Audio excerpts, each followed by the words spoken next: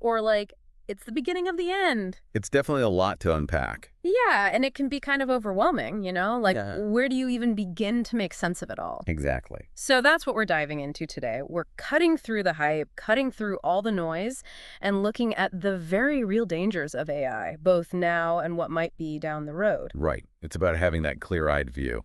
Absolutely. And for this deep dive, we're turning to an episode of Alternative World that does a fantastic job of laying out the issues in a really balanced way. Oh, I like that podcast. They always get into the nitty-gritty. They do, so they don't sugarcoat things. They jump right into what they see as the present dangers of AI. And you know, one of the things that really struck me was just how much influence algorithms already have on our lives. Oh, yeah, absolutely. Yeah. And it goes so far beyond those, like, weirdly personalized ads we're all used to. Right. It's like, yeah, I get it. The algorithm knows I like those shoes, but what else is it doing, you know? Exactly. We're talking about how these things shape our understanding of the world, often without us even realizing it. Like, how so? Can you give me an example? Well, the episode actually talked about this political campaign that used AI to, like, micro-target voters with these very specific messages, playing on their biases, even their fears. No way. Yeah, and it worked. They actually swung the vote in some key areas. Wow, that's kind of disturbing. It is. And it shows how these algorithms are designed to keep us engaged, even if it means trapping us in what we call filter bubbles. Filter bubbles. Yeah, so imagine your social media feed or even your Google searches are constantly reinforcing your existing views. Okay. You're only seeing information that confirms what you already believe. That's a filter bubble. And it can make it almost impossible to see other perspectives or even recognize when we're being manipulated. Uh-huh. You ever felt that happening in your own online activity? You know, now that you mention it, it is kind of scary how often my social media feels like an echo chamber, you know? And I never really connected that to AI before this. Yeah, it's something to think about for sure. And it's not just like political stuff either. Think about how these filter bubbles could be shaping our understanding of everything, like climate change, social justice, you name it. Right, right. It's a recipe for disaster, if you think about it. Totally. Polarization, misinformation, the whole 9 yards. Okay, so that's definitely given me some food for thought, but Alternative World doesn't stop there. They also get into this whole other concern with AI job displacement. Right, right. And that's a big one. But what's interesting is it goes way beyond that classic idea of robots taking over manual labor. Because it's not just blue collar versus white collar anymore. Exactly. We're talking about AI making inroads into fields that, we used to think required uniquely human skills, medicine, law, finance, you name it. Yeah, they give this crazy example in the episode. There's this AI system, I think it was developed by DeepMind, and it can diagnose eye diseases more accurately than human doctors. Wow. And apparently it's already being used in some places. And it's not just medicine. Think about the legal field, right? AI can analyze thousands of documents in seconds, pull out the key info, even predict the outcome of a case. Pretty wild stuff. So on the one hand, that's incredible, like talk about efficiency. But then on the other, hand, what happens to all the lawyers? What happens to all those highly skilled workers whose jobs basically become automated? right, it's like we're always told to prepare for the jobs of the future. But what if the future of work itself is what's changing the most? Exactly. And Alternative World makes this really important point. We need to be thinking about these questions now, like right now, not 10 years from now. So what can we do? Well, they talked about investing in retraining programs, exploring new economic models, even having some, honest conversations about what a world with less traditional work might look like, which is a whole other can of worms. It's a lot to unpack, but yeah, we can't just bury our heads in the sand. So speaking of things that feel a bit like science fiction, let's talk about the future challenges of AI.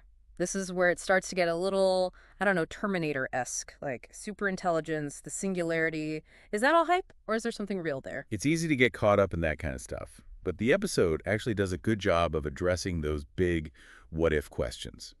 Superintelligence especially, something people are really fascinated by. Okay, so for those of us who don't have PhDs in computer science, what does superintelligence even mean? So basically, it's an AI that's smarter than humans in every way, learning, problem solving, even creativity. It's not just a computer that can beat you at chess.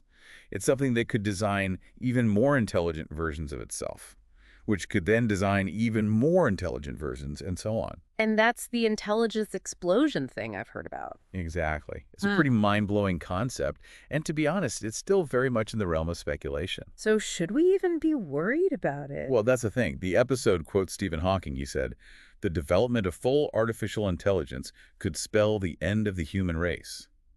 Whether you agree with him or not, it shows you how important it is to think about the risks, even the ones that seem pretty far out there. Yeah, I mean, if we create something smarter than us, can we really control it? And if not, how do we make sure its goals are the same as ours? Which brings us to another really crucial aspect of AI ethics. Right, because technology isn't good or bad on its own. It's all about how we use it. Exactly. And with AI, the ethical implications are super complex. The episode gives this example of self-driving cars facing moral dilemmas.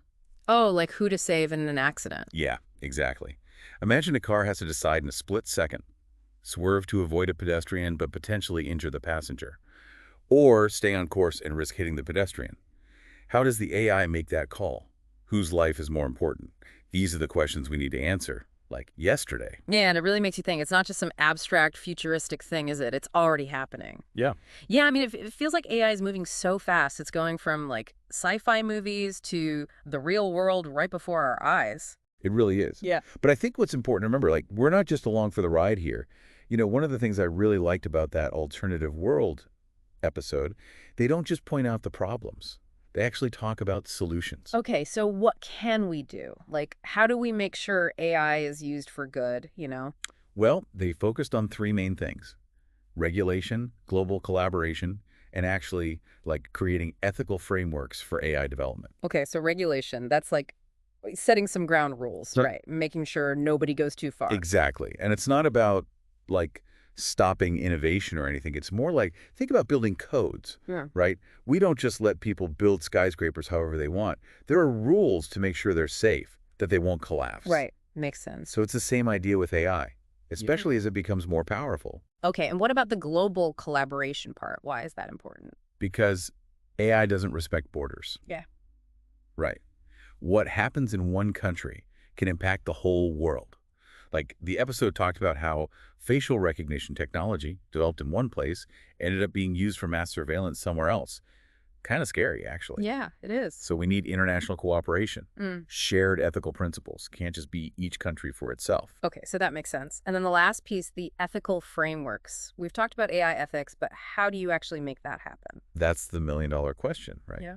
And it's tough, but there are people working on it. The episode mentioned this organization, the Partnership on AI, and they're bringing together all these experts, Mm-hmm. researchers, industry people, ethicists, trying to figure out, like, what are the best practices. So it's about getting everyone on the same page. Yeah, exactly. And that includes you, the listeners. Wait, really? Absolutely. Like, one of the biggest takeaways for me from that episode was that we all have a role to play. Staying informed, asking questions about these technologies, supporting the right organizations. We have more power than we think. I like that. It's not hopeless. Not at all. The more we understand, the better chance we have of making sure AI is a force for good in the world. Totally. Well, we've covered a lot of ground today. The present dangers of AI, what might happen in the future, and most importantly, what we can do about it all. It's been great. Yeah, this has been a really thought-provoking deep dive. And like always, we want to leave you with something to think about.